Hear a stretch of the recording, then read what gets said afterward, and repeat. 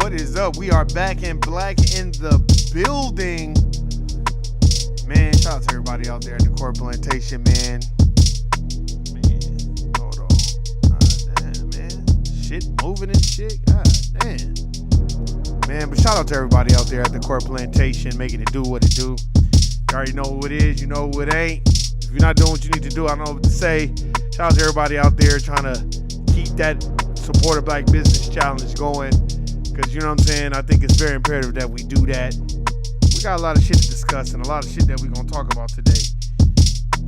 And we're going to try to do it in a very, very short time.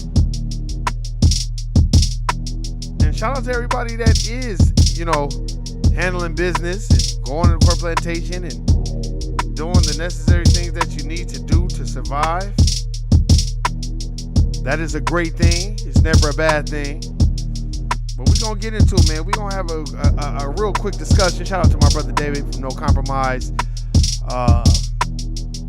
Shout out to Mariah Tosh, everybody out there in this so-called walk of life. You know what I'm saying? Shout out to everybody out there that's on that CMOS.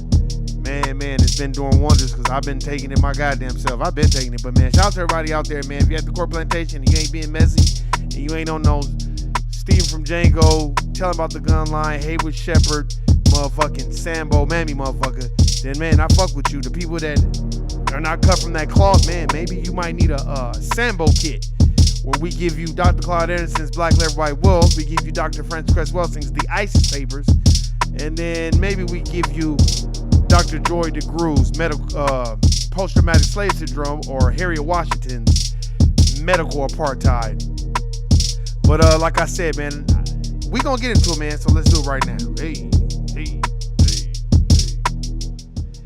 Man. Let me tell you, man.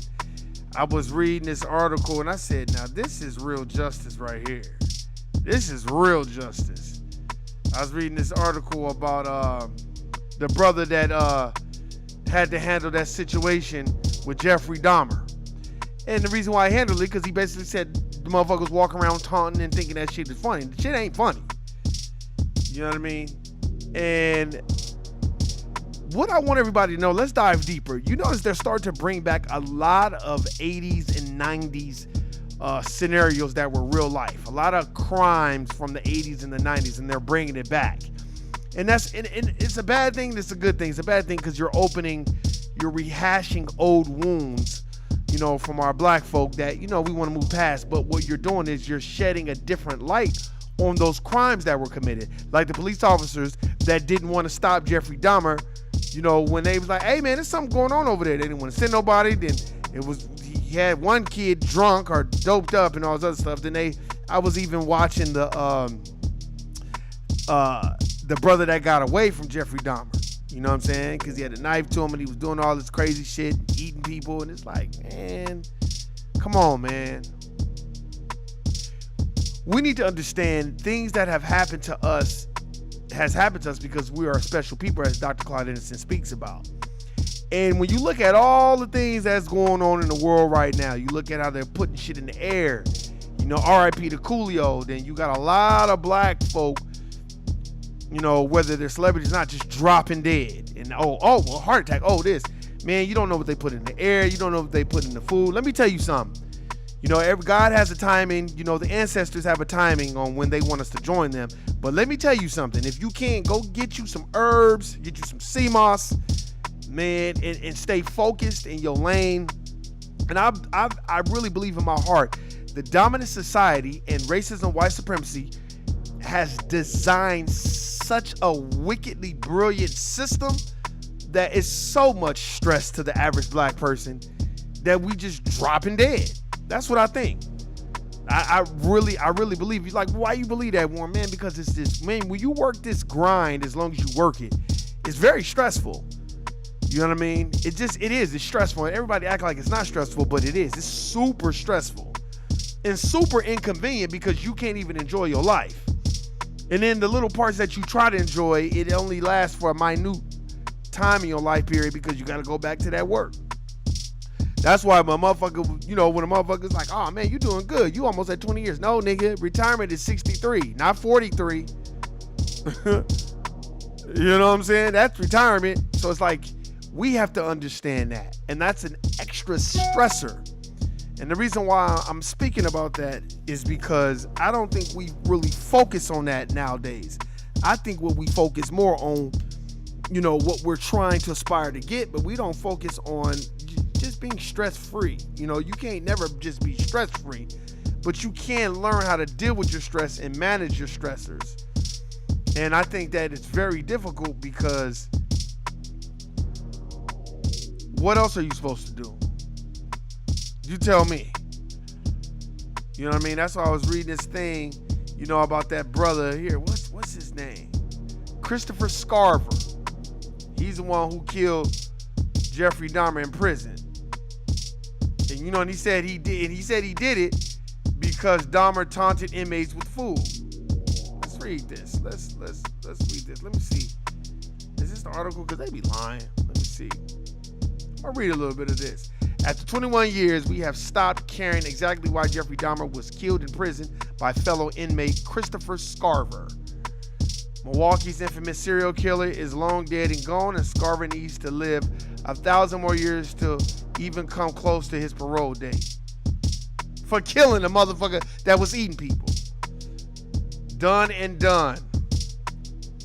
But Scarborough was back in the news last week, telling the New York Post a brand new tale of why he beat Dahmer to death in 1994, and for good measure also killed Jesse Anderson. He killed Jesse Anderson, a town of Cedarburg businessman who stabbed his wife to death near Northridge and tried to blame it on a young black man. Scarborough, in a federal prison in Colorado, now says he had come to hate Dahmer because he taunted other inmates by turning his food into the shapes of every body parts and then adding ketchup to look like blood. See? This is what the dominant society does. Okay, you done killed, ate all these people, you went to prison, then you want to taunt people? So that is Dahmer the cannibal had to die because he played with his food. Gerald Boyle, who defended Dahmer at trial, doesn't believe it. Neither does Stephen Cohn, who represented Scarborough. It's ridiculous, Boyle told me. Boyle served on a government's commission that investigated the murders of Dahmer and Anderson. As part of that duty, he went to a federal prison in Missouri along with Cohn to interview Scarborough in June of 1995, 6 months after the two slayings. At that time, Scarborough never said a word about Dahmer taunting anyone in prison or joking about his crimes. Boyle said, he told me he had a hit list of 5 guys who he did not feel were worthy of word murder because of who and how they were killed. Wow. I can't even believe we delved into this. What is this shit? Boyle came away from the investigation convinced that guards at Columbia Correctional Institution did not intentionally leave Scarborough along with Dahmer and Anderson in a exercise area so that he could kill them. In the Post article, Scarborough said the guards helped make it happen, but he refused to elaborate. Exactly, because they wanted him dead.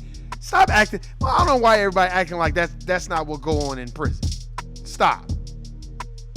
And Scarborough should be, Scarborough should be looked at as real justice. Because if you think about it, this man, he probably was mocking people.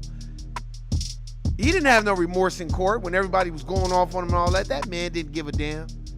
And the police let him do that shit. They know he was probably killing people and eating them. They know it was a nasty, foul-smelling odor. They didn't give a fuck. They don't care, because that's how the dominant society is, until it affects them. That's why I look at the whole situation in the NBA with the Nigerian. Now, I bet you, where are all the Nigerians that want to claim Nigeria? I'm Nigerian. I'm too African. I'm Nigerian. Us Nigerians. Now, where the fuck are y'all at now? Because that nigga's on the main stage looking like a goddamn dummy. Now, nigga, good and goddamn well, I think these Nigerians and these tethers and all these other immigrants, I think they think that they're so much better than black folk that they're able to do what the dominant society does. No, you don't do what the dominant society does. You're not a part of their system. You are the jockeys. You are the lackeys for their system and their situation. You're trying to jockey for position within their system, but you're not them. And I see it all the time. You see it in the corporate plantation. You see it in sports. So you think you go coach a team and be a good coach, and then you're going to be fucking the goddamn, the vice president of finance or whoever the fuck he was fucking, and just think that nothing wasn't going to happen? It's like, come on, bro. That's what I'm saying. And then you look at people like Jeffrey Dahmer, and they try to make light of it. You know what I mean? That's why a lot of these series that are coming back, it's a good thing, so you can take a mental note of what's been going on the last 10, 20, 30 years. This ain't nothing new. Cut niggas. Oh, he wasn't doing nothing but a Vlad the Impaler. Oh, I'm just cut the nigga up and, except Vlad probably wasn't eating him. Vlad the Impaler was just drinking the Moorish blood because he felt like he was giving him power. That's where your Dracula story comes from. You see what I'm saying? But the difference between Vlad the Impaler and Jeffrey Dahmer and all these other weirdos, Vlad the Impaler had order. He didn't play that bullshit. You couldn't be no bum on the street and running game and stealing and doing all that sucker shit because, like I said before in that book, that nigga had everybody get drunk and get fucked up and locked them in that room and set everybody on motherfucking fire. See, Vlad the Impaler, back then, in those days, the dominant society had to have order because of the Moors. The Moors brung and restored order within the dominant society system. And after that order was restored, white folks kept the order going. So you couldn't just be out here killing people and eating people and thinking it was all good. You see what I'm saying? But that cannibalism is still embedded in them because you got to think, they were among the beast and the chickens and not clean. We had to bring alcohol and, hey, y'all niggas is dirty. Y'all need to clean up. And, that was called restoring order within the dominant society. You know what I'm saying? And just because they're clean physically don't mean they're clean mentally. You have to understand that too. You gotta look at it from all stages. That's why when a motherfucker wanna vote shame you or make you feel bad because you're not participating in some bullshit, you say, man, look, my taxes tell me different. And I ain't gotta participate in that shit. That's what I'm saying. We're fighting so many different racial groups, plus the dominant. That's why the dominant society just sit back and act like they don't know what's going on. They have the white fragility because they got every other racial group doing their bidding. And then you have the coons and the tethers, as I talked about on the No Compromise podcast with David, shout out to him. They just jockeying for infinity stones. But in reality, the dominant society knows, well, these infinity stones don't really mean shit anyway. This is just some red tape that we give these sucker motherfuckers so they can keep them busy. They don't care about that shit. It's our job to see what the fuck is going on. It's not nobody else's job. It's our job. And that brother, Scarborough, he took it upon himself to take justice into his own hands. Now my thing is this, how many of us are willing to take justice in our own hands? Well, I am. Then why the fuck is Trayvon Martin's killer still walking around acting like ain't nothing happened? But you don't mind at all pulling a gun out on your brother, your sister. But that brother, Trayvon Martin, was murdered. And I don't care what nobody say.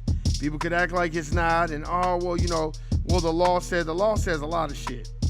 That don't mean it's right, and that don't mean it's just, and that don't mean it's correct. And people act like, oh, well, no, man, it ain't like that. No, yeah, it is like that. You know what I mean? We gotta understand that. You got Zimmerman walking around here and signing autographs and shit. Hey, what's going on, sis? I'm just getting ready to end this shit right now. But, I just look at, when you look at people like Jeffrey Dahmer, it doesn't bother me. It intrigues me because it's like, wow, that person that took justice into his own hands, against Jeffrey Dahmer, we should be looking at that, and I think that should be the template for people that are unjustly killing black folk. And what I mean by that is you got the Zimmermans of the world. Like, we have no problem killing each other, beefing with each other over the internet and all this other stuff. Why people like Jeffrey Dahmer just walking around eating niggas. Just killing niggas and eating. Why George Zimmerman calls 911 and says, fuck this motherfucker. These niggas always get away with it. He's been that way. And for you to be bold enough to walk around and sign Skittles and sell it and do all that goofy shit, that should let you know the respect level that we don't have. But hey, man, shout out to Erica, man. Shout out to everybody out there. Look, man, that is my time. Like I said, go do the research on your own. Check it out. You know, look up the Jeffrey Dahmer case. It is difficult to watch. I was watching when that brother was on the stand. He was down there in tears, and I just was like, God damn, man. You know, but that's the thing. We gotta see it, and we gotta be on the same. We have to be on the same page. It's not about getting along and agreeing with each other wholeheartedly. It's about being on code, and that's one thing that these other racial groups have, and the dominant society has, and that's what we need to be on. It's not about, you know, everybody don't need to be the face. Everybody don't need to be popping. It's just about keeping the movement going. Let the code be the movement. And that's all I got to say, man. You already know what my saying is. Hey, I'll holler at y'all on Sunday. You already know what it is. You know what it ain't. You know what my saying is. Guilty, nigga. I'm out. Peace.